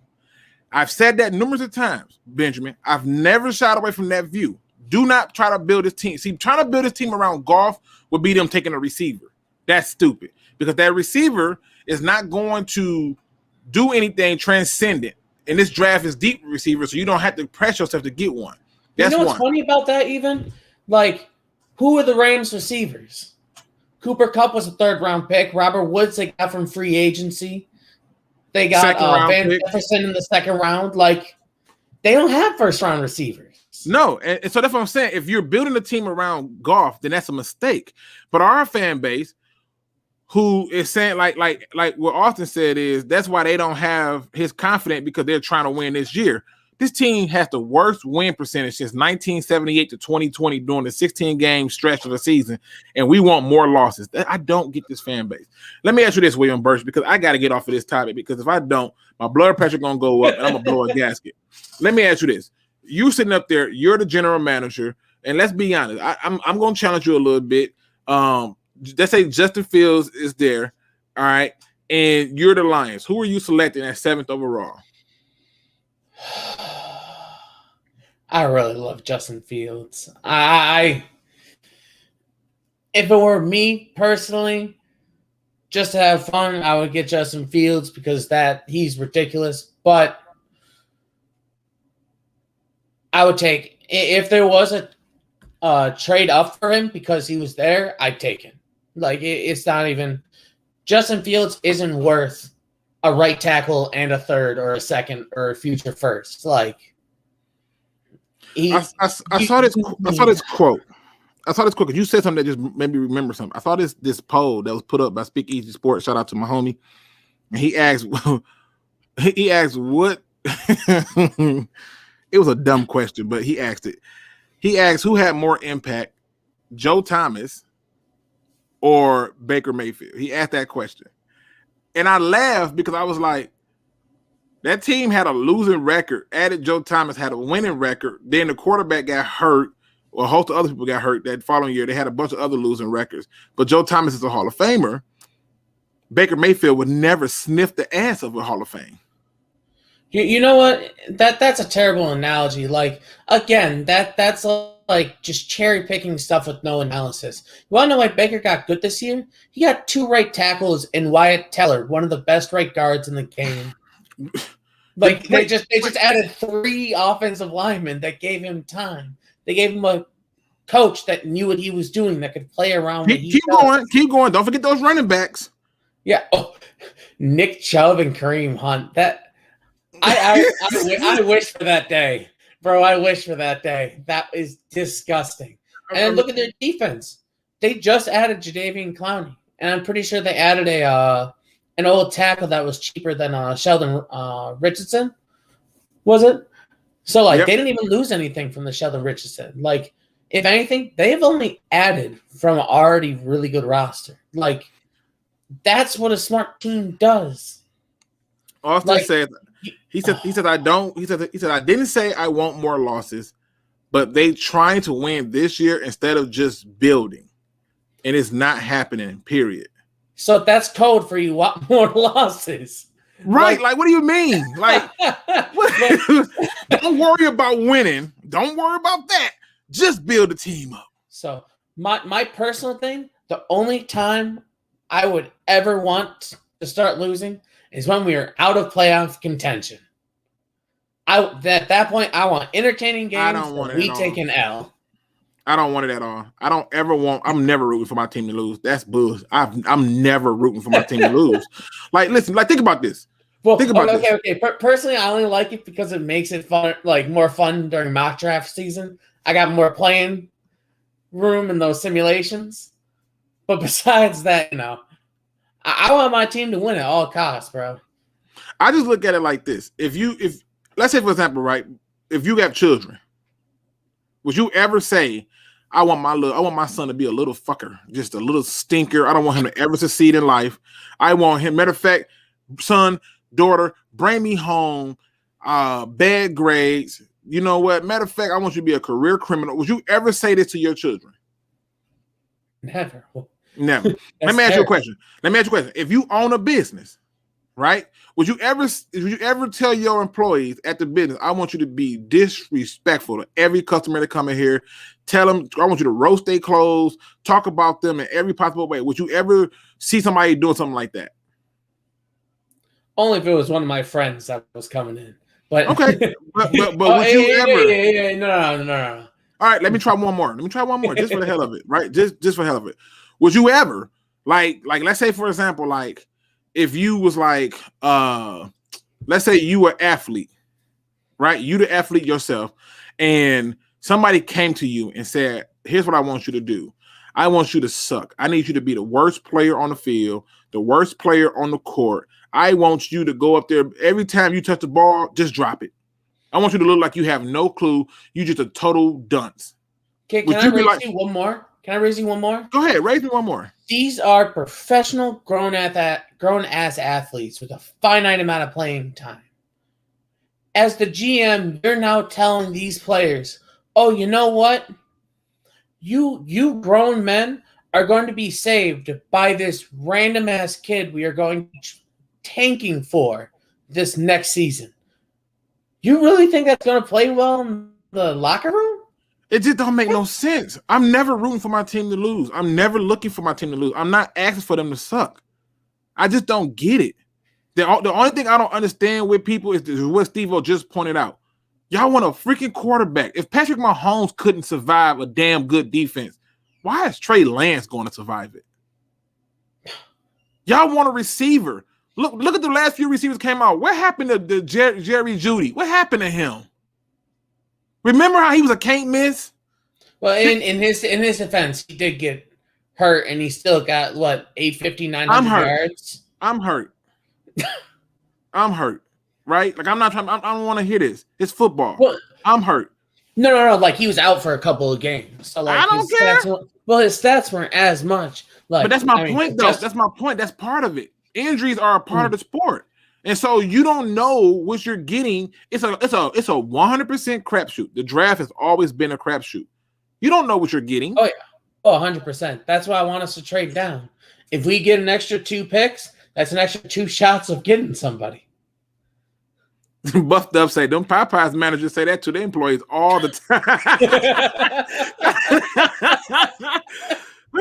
Listen, I'm just saying, if, Mahomes got his bell rung at least twice big time in the playoff, he seemed now to slur his words. I ain't even noticed that.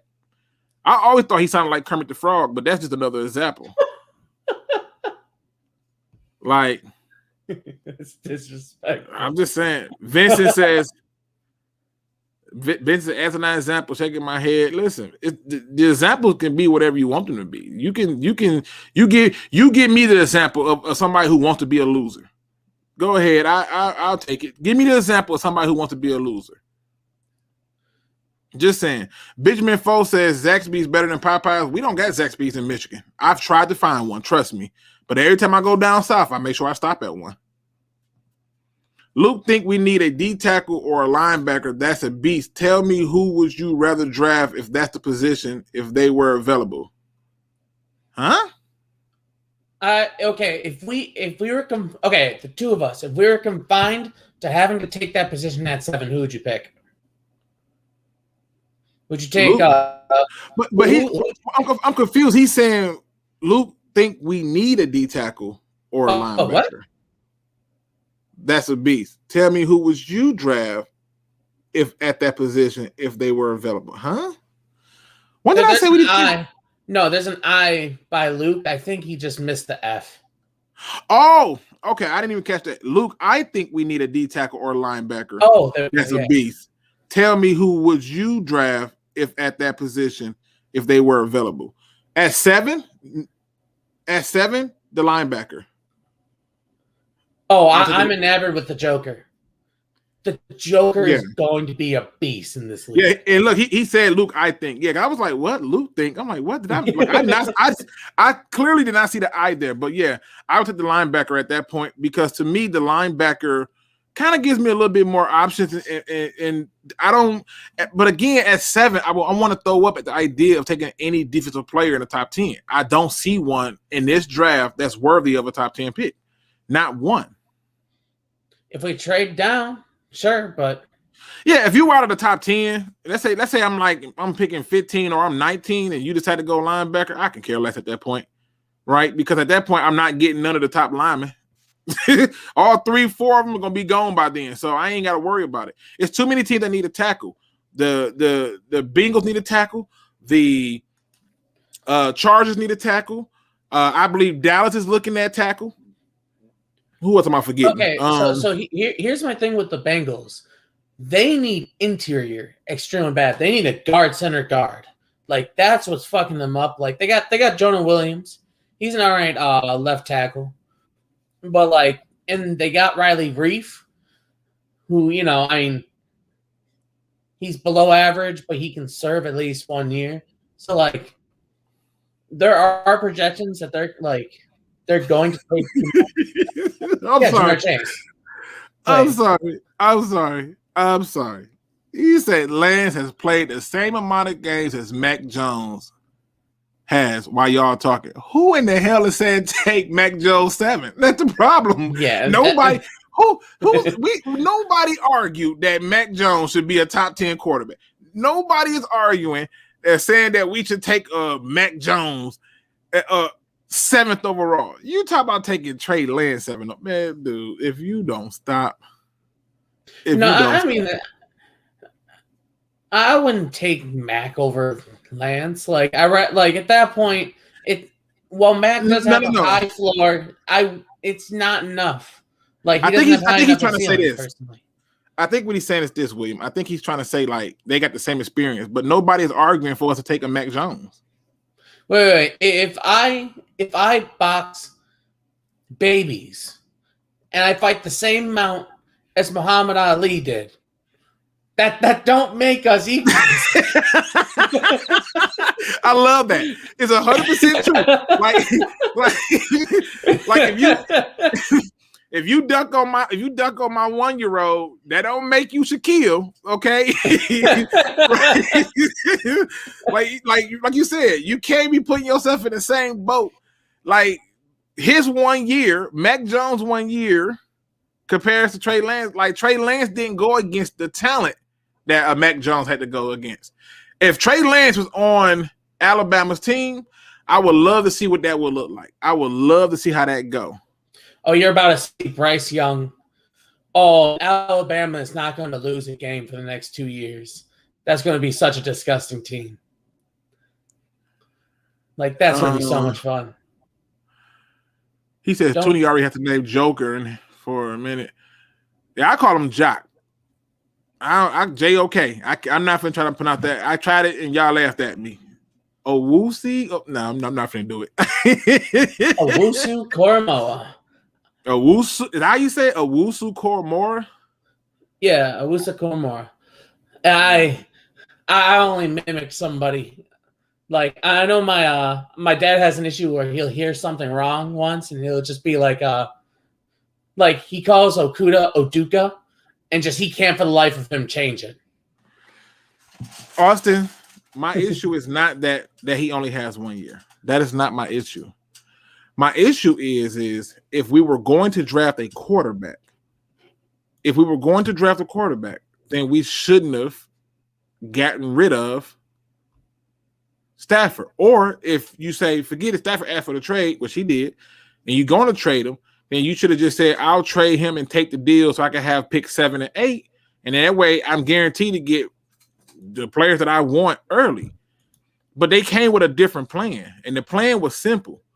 They said, I want to get certain type of players and I want to get them to do certain things. And so you don't do that and go out and sign a backup and then go out and still draft a quarterback to sit third on your depth chart. The circumstances we built do not permit us to take a quarterback anymore. Right. You just don't do that. It doesn't make sense. I'm still 34-0 agents, 8th graders. So, like I said, at this point, I'll take any questions y'all got, and then I'm gonna get out of here because this quarterback stuff. I you know what? I say this all the time. I pray. Okay, I pray they do whatever these fans want because over the last few years, they have done whatever the fans wanted. Like, you know, they wanted Charles Rogers. We got him. They wanted Mike Williams. We got him. Right? They didn't want TJ Hockenson. Not everybody loves him. Right? Like, they was hype about Duron Hartman. They was hype about all these. It's just like, bruh, like, every time they do what y'all want, keep the head coach for 3 years. All this stuff. When they do everything that y'all want, y'all still ain't happy. Here, click on the Lion King one. The rebuilding the team blueprint. That's an old. I feel like that's an old blueprint. It is, man. 18. Like okay, Jameis Winston failed all the way up, but the team around him was finally good, but he still was throwing too many picks. And you take him out, put Tom Brady in. He has a top 5 defense. He has, a great offensive line because everything was built. Now that Jameis is out the door, and they're ready to succeed. Yep, that team was loaded. Easy77 says, Luke, how happy will you be when draft night finally comes and we don't have to talk about this shit no more? Ecstatic, because it's exhausting. It's exhausting. No. We're going to hear people complaining that we didn't take a quarterback. No, I'm not, because I'm going to be like, the draft is over, right? Like, we can't redraft it. The draft is over. And then, two, you got to understand, bro, like, I'm still waiting. You know how many people gave me shit for saying that we were going to draft TJ Hockenson? And they was like, man, we need Ed Oliver. Oh, yeah, that worked out great. Great. Oh, I wanted Jeffrey Simmons that draft. Because I mean, okay, Jeffrey Simmons, although his ACL was hurt, we weren't going anywhere that year. So we could afford to, take that pick. But like TJ Hawkinson, again, for a top 10 pick, he's a B plus double. Like if you're using baseball analogies, he's a double. And he's going to be with us for 8 years. That's what we need. It just don't make no sense, man. I took so much ish for telling people that we were going and we should take TJ. I know one funky. I mean, like I said, it just quarterback is not a need. It's unfortunate, but it's not. Receiver is a need, but it's not a need that's high enough for the first round. And so at that point, it is what it is. I remember I took a lot of heat for saying that Greedy Williams was not who you thought he was. Yep, that worked out right. The one time I got it wrong was the 1 year that I argued that you cannot let dead man walk and make a draft pick. And what happened? You had the scouting staff who wanted Isaiah Simmons, a head coach who wanted Derek Brown, and then the GM who said, hold my beer and my bat, and took a damn corner. Like, you can't do this stuff. Aaron Glenn's a good coach, and he's specializes in DBs, so hopefully he can salvage him. So listen, I do appreciate you for hopping on. I'm about to get off of here and go get me something to eat because I can't. I think I'm putting this out there right now as a disclaimer. If you come in here and you say something about a damn receiver or a quarterback, I'm just gonna ignore the shit out of it. It doesn't make sense. I'm telling you right now, if the Lions take a quarterback, I'm not even gonna get mad. I'm not. I just want you to know that when y'all come in here and y'all say these things that don't make sense or it's crazy, no matter how much you try to take it back, I screenshot all of it. And what you want to do is change your name. I'm going to suggest that you do because I'm going to make sure you have all that smoke. I'm going to tell you right now, I'm going to make sure you have all that smoke. I am on record for a lot of things. And I know you cannot be right about everything. You can't. It's just no way possible. Right? And I understand that. But if I'm wrong about something, y'all going to let me know it. So guess what? Y'all got that same microscope. You come in here saying something outrageous or outlandish or anything like that, I'm gonna come with that same funk, showing it like, okay, here we go. And the reason I'm gonna do it is because it is what it is. Now he said he ain't going nowhere. Can't nobody prove him wrong. All right, ignorant. All right. It's here. So all right. So with you getting out of here, I want to give you one question. Say we take tackle in the first round. Yep. What would you love to see in day 2 position-wise? In all honesty, for me, the more I look at this draft, the more I stare it down, I want linebacker because I feel like I can still get a quality safety afterwards. But the only thing that scares me with doing that approach is I'm praying that for somehow, some way that Andre Cisco falls. Because if he falls, that's my first pick in the 3rd round. But I want Andre Cisco because he's a ball hawk. He has the ability to be a ball hawk. I'll take him or Richie Grant. But I want that ball hawk 100% because that ball hawk safety changes everything. But because we already took the tackle, which I think they should and probably will take more than likely, then at that point, what I want is the linebacker in the 2nd. That's what I would do. What would you do, linebacker? Because think about it. If they went Sewell or Slater in the 1st, let's say they end up getting a linebacker. I don't care. Like I see, we got Jamin Davis name in here. I've seen Jabril Cox name in here. Let's say they get one of them linebackers, and then they go out and get Andre Cisco or Richie Grant in the 3rd, or Joe Von Holland in the 3rd. Who mad at that draft? That's a solid draft. And if we get and then the other 3rd, we get Nico Collins. Then you can get a receiver. Well, you can probably he gonna fall further than that. I think there's too many other receivers that's going to push him down. That's crazy that he's going to drop like this. Because he didn't play last year, and then 2, when he did play, there's a lot to be desired in my opinion. The thing that stands out with Nico is the height, the measurables. But Nico to me is not special. Mm. I thought that other dude was a better receiver than him. What's his name? Donovan Peoples-Jones. Yeah, him. I thought he was better than Nico. Oh yeah, he's gonna get more and more reps in in Cleveland, in my opinion. Well, I want to see him. I want to see him. When I look at receivers, I look at two things. And I agree with Zach on this one. Brown over Nico as well. But I look at two things. Are you catching the ball away from your body? He does not do that consistently. I look at your route running. That's number one. He does not create separation to get himself open.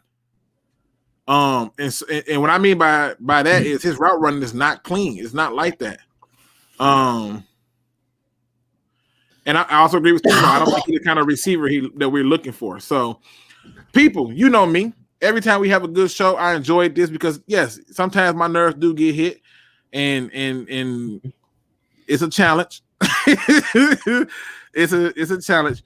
But you know me, I like to give positive quotes. But before we do that, my guest who came in late, but he came in ready to talk to football. Hopefully, I can get him to come back because I am not part of the thing. Motown football. That's another guy I like too. I really do like him. Terry. Look at these receiver names coming in here, man. We better not take no receiver in the first. This is a guy right here I really like. The 6'6" guy. TJ Bash. Yes. I'm gonna have to do some work on him. That boy like that. He go get the ball. I see some plays where the ball was thrown too high for him, but I'm like, if he could have got a few more inches up, he would have had it. And it was like crazy. But you talking about guys you can get later. Nico Collins, man, I'm not listen. Let me see. The last good receiver that came out of Michigan was Braylon Edwards. Don't at me on that. That's a fact. don't at me. If we go back before that, it was Charles Woodson. I'm just saying. Go Lions. Eskridge all the way. I watched that man the entire year last year. His work ethic, impeccable, fantastic teammate. Like getting him is going to improve your locker room culture easily. Like even if he doesn't go to even if he doesn't hit the field, he's going to improve that culture. Like, and in the fifth round, you also get ridiculous returnability. Beautiful. I mean, look at these names. Look at all these receivers. And we talking about taking one in the first, taking a quarterback in the first. Man, y'all better stop playing with me. Y'all better. It says, what about Donovan Peoples-Jones? He was better than Nico Collins. Nico Collins is definitely bigger, but I think Donovan Peoples-Jones was better. Yeah. Adams is another one. There are so many wide receivers in this draft that it's easy to forget a few good ones, which is why I don't want a receiver in the first. It says, Motown Football says, hey, Luke, before you end it, I'm calling it right now. Chargers and the Cowboys fight over our pick. I think so too. Bro, I think so. And the Chargers is fighting over the pick because they want an offensive tackle, but they fan base want a receiver. Stupid. Cowboys, if Pitts fall, Cowboys finna sell they soul. They've been trying to find a tight end for years. One of the things that they even had rumors that the Cowboys were upset at the Eagles because the Eagles didn't need a tight end. Remember the Eagles had a tight end, and then they ended up taking that dude, Dallas Goedert. Yeah, ended up taking Dallas Goedert, and they was like, they got mad because they said that the Eagles did it on purpose, so they wouldn't get him. Because the Eagles didn't need a tight end. And they took Goddard, and it was like pissed off and everything, bro. So I remember that. I think you're right about that. God, the Cowboys would be disgusting with having CeeDee Lamb, Amari Cooper, Michael Gallup, Ezekiel Elliott, Tony Pollard, and Pitts. Oh, man. Name a better skills. There's none. Bro, could you imagine like how that would be? And then imagine a better line with that because they have none. See, I'm just here so I don't get fined. What do you have for your final thought for the people? Don't go on and believe all the hype for like when you see like knee-jerk reactions on Twitter. Don't overthink it. At this point, it's Lion season for drafts. Have fun and don't get too stressed out about this stuff. At the end of the day, it's a football game. This is a guy coming from who was trying to become a coach. It's a game at the end of the day. If you ain't having fun. You think you're trying to be a coach? Oh yeah, I'm a secondary education history major right now at Western Michigan. Hey, salute to you, sir. Ooh, bro, the game planning is so much fun. And then I've already done 2 years of high school coaching. That's where I found out I love it. It's so much fun. So let me ask you, as a person who's going into coaching, what are your thoughts of Luke? Because a lot of people think Luke don't know football. They say Luke don't know shit about sports. He don't know football. What are your thoughts? I'm just curious. You are one of the people who vehemently build trench. There are so many coaches in high school who don't want to touch the trench. They want to play, air raid. Air raid, you still need offensive linemen. It just makes There's sense. never going to be a time where offensive linemen are not crucial. Like, name me a Super Bowl team that did not have a top 10 offensive line. Like, and people say, "Oh, we built to win the division." No, screw that. I'm not winning. I'm not trying to get over. I'm not trying to get over the hill. I'm trying to get over the mountain. I'm aiming for I'm aiming for the Super Bowl, and you need a top 10 defense and a top 10 offensive line for that. Well, and a good coach. Well, good people. I as I say already, it's Friday. I love you. It's been awesome. When I sign off, do not sign off, William Birch, because you just hold tight. Here's a positive quote today. It comes from my favorite rapper, who I think is the greatest rapper of all time. Don't at me. It comes from Nas. He says, "As I grow yearly, I see things more clearly." See, I love this idea because the older I get, it's true. Each day that I'm here, I pick up something new and I'm better at it. So what's the message here? What are you picking up as you go through each day? What are you learning new as you go through each day? What made you better today than you were yesterday? How did you affect in somebody else's life today than you did before in the previous weeks or the previous days? See, as you get older, only a fool stays stuck in the past. The wise man learns every single day, and he takes each part of that day and pile it on to the next day until he becomes 100% master of his own abilities. I'm challenging some of y'all to grow yourself each and every day. Don't get stuck in the past. Don't get caught up in just trying to be a part of something so small. The bigger picture is what you bring to the table throughout the years. Every single day. And with that being said, ladies and gentlemen, please make sure you hit that like and subscribe button. I'm sorry I kind of lost the way of my show a little bit because them damn quarterback questions came up. Apologize about that, but please show me some love and support, and I'll be back at it on Monday with some more film studies, and this one's going to be college film studies, so get ready for it because all next week is going to be draft prospects. So nice. I got 36 prospects to get done in 6 days. This is going to be fun.